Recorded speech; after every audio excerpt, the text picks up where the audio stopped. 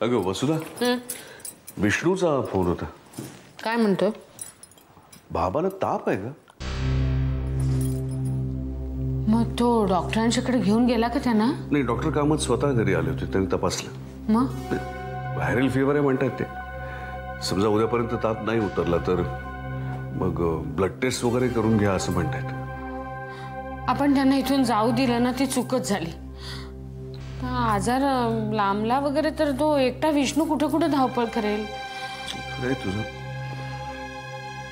त्यातून बाबांचं मन नाही थाऱ्यावरती. अशामध्ये माणूस आजारी पडला की आणखीन खचतो. मग मी असं करू का, उद्या सकाळी पहिलं लेक्चर घेतो आणि मग मी वसईत जाऊन येतो. दुपारची लेक्चर कॅन्सल करतो ना. मग त्यांना घेऊनच या ना इकडे. त्याला ताप जर जास्त असेल तर अहो गाडी घेऊन जा ना. मग काय, ते तर झालंच. पण बाबा याला कितपत तयार होतील की मी आणि चंदू राहिलो एका बाजूला. बाबाने जर मनात आणलं ना तर आमच्या सगळ्यात जास्त अट्टी आहेत ते. बरं ठीक आहे, मी बघतो.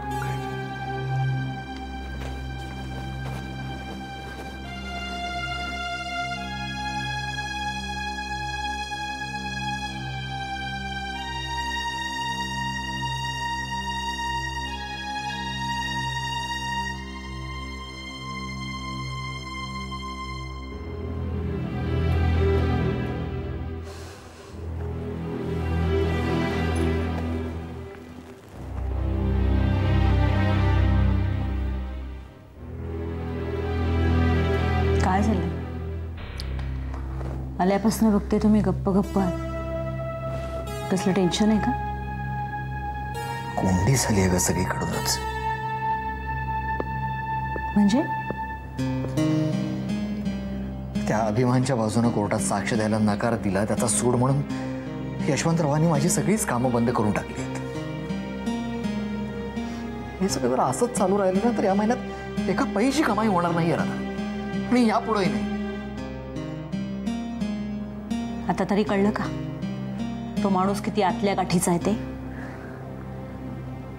आता त्याची ऑफर नाकारली म्हटल्यावर त्याचं असं वागणं साहजिकच आहे ना.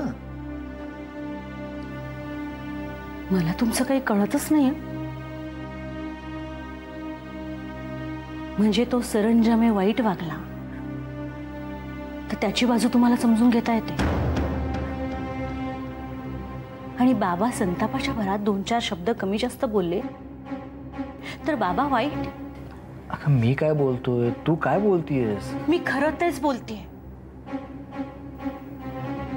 त्या हलकटानं मी त्याला हलकटच म्हणणार. तुम्हाला आवडो न आवडो.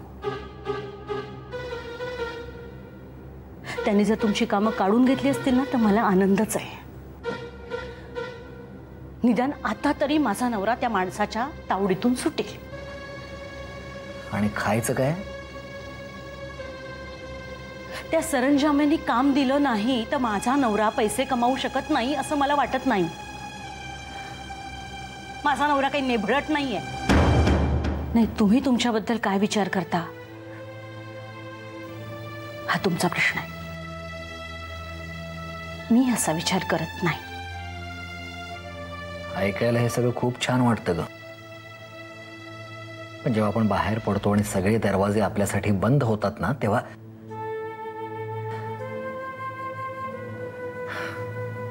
जाऊ दे. काय सांगतोय तुला मी. झोप जा. मला सगळं कळतंय. पण खरंच विश्वास ठेवा. महिना, 2 महिने, 6 महिने, वर्षभर थांबावं लागेल. पण नंतर सगळं व्यवस्थित होईल. आपण कधी कोणाचं वाईट केलंय का? नाही ना. मग आपलं कशाला वाईट होईल सांगा ना.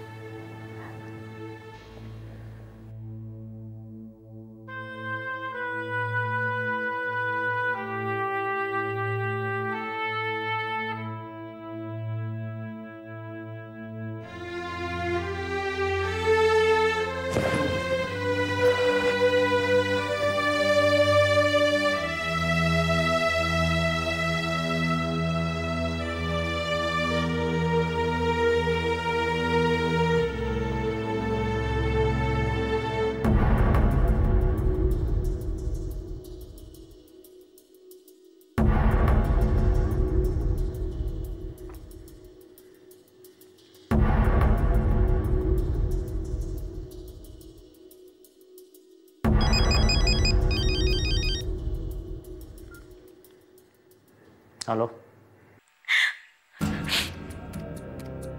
हॅलो कोण बोलतंय? हॅलो कोण आहे? हॅलो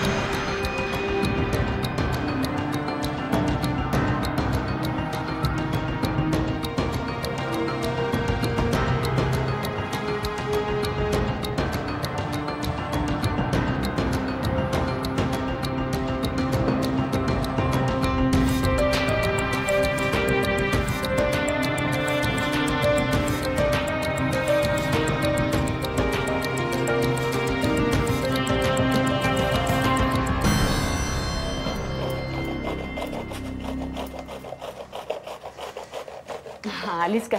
तुला हाकच मारणार होते. आज तुझी काय डॉक्टर सामंतांची वगैरे अपॉइंटमेंट आहे? नाही. मग तुला दुसरं काही काम नसेल तर माझं एक काम करशील का? अहो करीन की, विचारताय काय? अगं भरली वांगी केली आहेत ना, पूनमला खूप आवडतात. जाऊन येतेस पटकन, मी डबा भरून देते.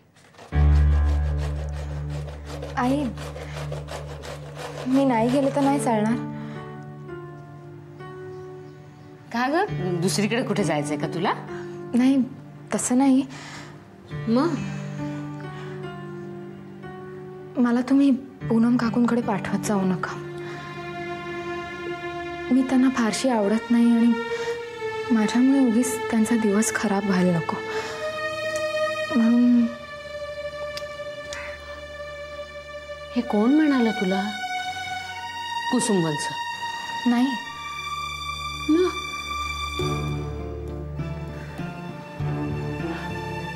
शुभ्रा? स्वतः पूनम असं म्हणाली? त्या रागाच्या भारात म्हणाले आई. आणि त्यांचंही बरोबरच आहे. माझ्यामुळे त्यांच्या बहिणीचा संसार मोडला. त्या कधी मला माफ करतील अशी अपेक्षा करणंही चुकीचं आहे.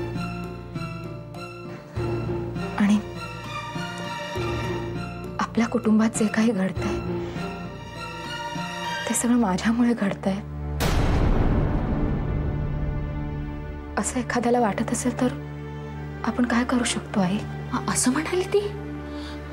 शुभ्रा मला खरं सांग, पूनम असं म्हणाली तू? नाही आई, प्लीज मला नका पाठवू त्यांच्याकडे.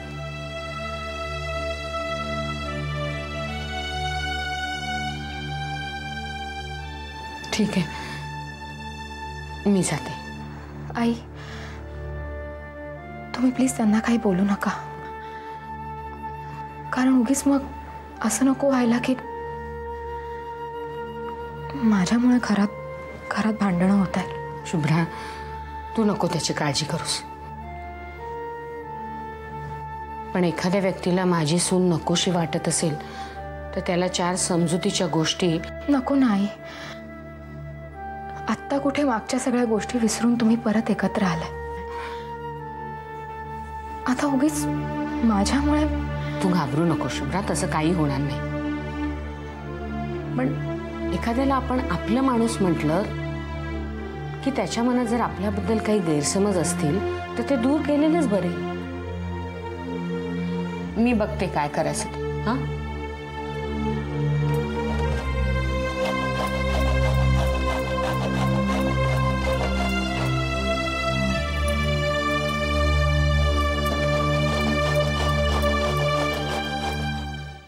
Shubhra Shubhra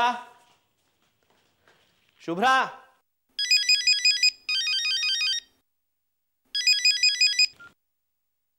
hello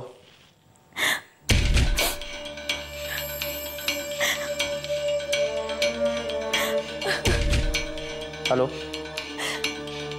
hello hello can you hear me? कोण बोलताय? हॅलो कोण बोलताय? का रडताय तुम्ही? हॅलो.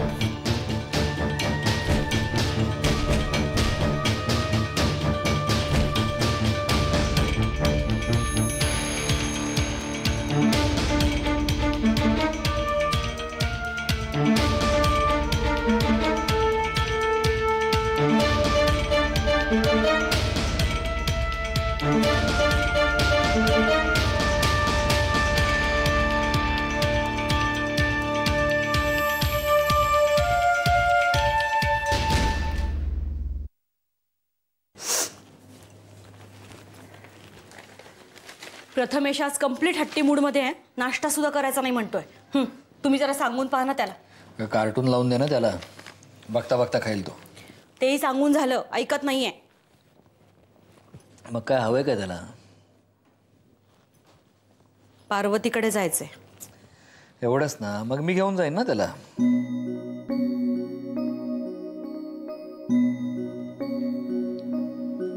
म्हणजे तुला काही काम नसेल तर तू घेऊन जा.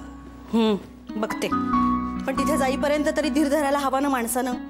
याने एखादी गोष्ट डोक्यात घेतली ना की झालं. अनुवांशिक गुण आहे त्याचा, ह्याला तो तरी काय करणार. हो का?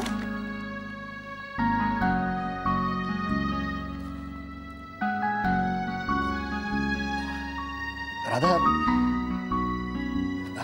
राधा मी असं ठरवलंय की, म्हणजे असा विचार केलाय मी की प्रथमेशच्या नावावर बाळ काकाने जे 1 लाख रुपये ठेवलेत ना, ते आपण पूनम काकूला परत करून टाकायचं. नकोच हा पैसा आपल्याला.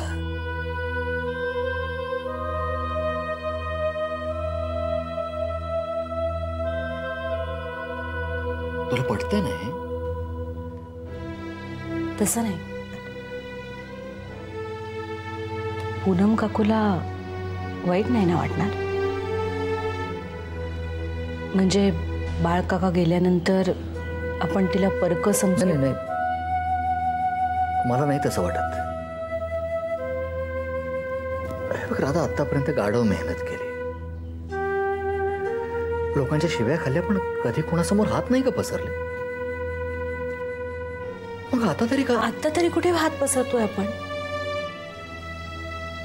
बाळकाकांनी स्वतःच्या इच्छेनं पैसे ठेवले.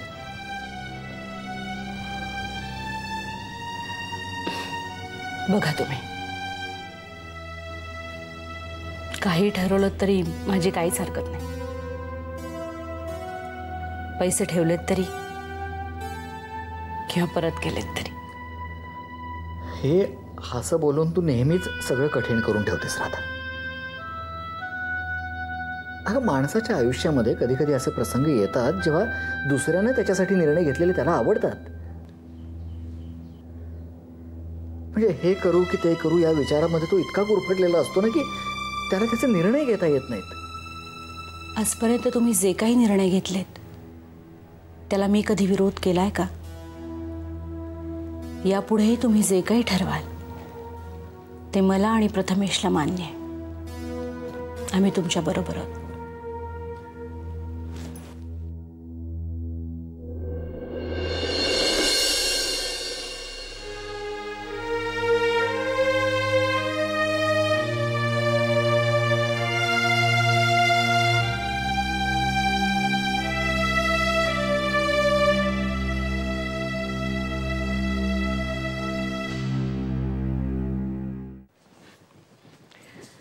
भरली वांगी केली आज. तुला आवडतात ना म्हणून घेऊन आले. कशाला धावपळ केलीत वहिनी एवढी? अगं, त्यानिमित्ताने भेट होते आपली. खरं तर मी शुभ्रालाच पाठवणार होते, पण ती नको म्हणाली म्हणून मग मी आले. शुभ्राला प्रॉब्लेम वाटतो का इकडे यायला? नाही ग, तुला नाही ना आवडत. तिने तुम्हाला काय सांगितलंय माहिती नाही मला, पण नाही, ती मला काहीच बोलली नव्हती. आज इथे यायचा विषय निघाला ना म्हणून. कदाचित रागावला असेल तुम्ही माझ्यावर, पण मला जे वाटलं ते मी. माझ्याकडे बघून तुला असं वाटतंय? मी तुझ्यावर रागवले म्हणून? हे बघ पूनम, तू शुभ्राला मोकळ्या मनानं स्वीकारू शकणार नसशील तर ते मी समजू शकते. शेवटी सुलेखा तुझी सख्खी बहीण आहे. सुलेखाचा याच्यात काहीच संबंध नाही. सुलेखाचं आधीशी ठरलेलं लग्न मोडलं, याला जितकी शुभ्रा जबाबदार आहे तितकाच आदी आहे. आणि मी आदीला माफ करायचं आणि शुभ्राला करायचं नाही ही हिपोक्रेसी झाली.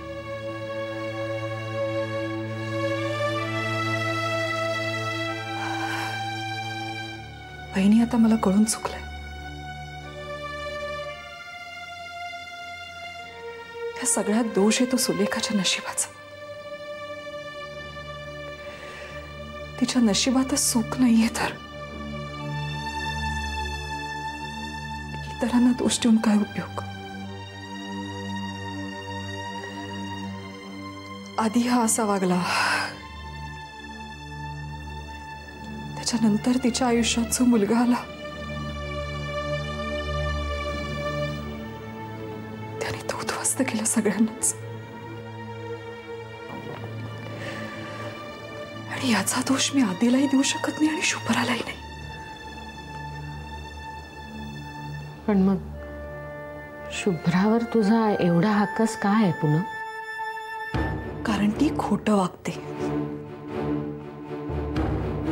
आणि खोटेपणा नाही सहन होत मला. काय खोटं वागली ती? तिच्या अंगी दैवी शक्ती हा ऑरा तिने स्वतःभोवती का निर्माण केलाय? निखिलचा मृत्यू तिला आधी दिसला होता. बाळ गेला तेव्हा म्हणते काही संकेत मिळाले होते. कशासाठी हे सगळं? का तुझ्या माणसाने तुझा स्वीकार केलाय ना? स्वतःचं महत्व ठासवण्यासाठी या कटाटोप कशाला? पण निखिलचा मृत्यू खरंच तिला दिसला होता. वहिनी, तुम्ही सुद्धा? अगं, निखिल गेला त्या दिवशी तो आमच्या घरी आला होता. त्याचं प्रियाकडे काही काम होतं म्हणून. तेव्हा शुभ्रा घरात नव्हती. तो घरातून बाहेर पडला ना, तेव्हा शुभ्राने त्याला खाली पाहिलं, पण तिला माहिती नव्हतं की तो निखिल आहे म्हणून. पण तो चेहरा मात्र तिच्या चांगलाच ओळखीचा होता. तुला आठवतं, मी तेव्हा तुलाही फोन केला होता निखिल घरी पोचला का म्हणून. आमच्याकडे निखिलचा मोबाईल नंबर नव्हता ग, म्हणून आम्ही आधीला फोन करायचा प्रयत्न केला, पण आधीही फोन उचले ना. पूनम, त्यावेळेला जर आधीने आमचा फोन उचलला असता ना, तर कदाचित निखिलचा मृत्यू टळला असता. ही गोष्ट फक्त मला माहिती आहे. आणि शुभ्राने शपथ घातली होती म्हणून मी ती कधी कोणाजवळ बोलले नाही. पण जर शुभ्राच्या खरेपणावर कोणाला शंका येत असेल तर मला ती शपथ मोडावी लागेल.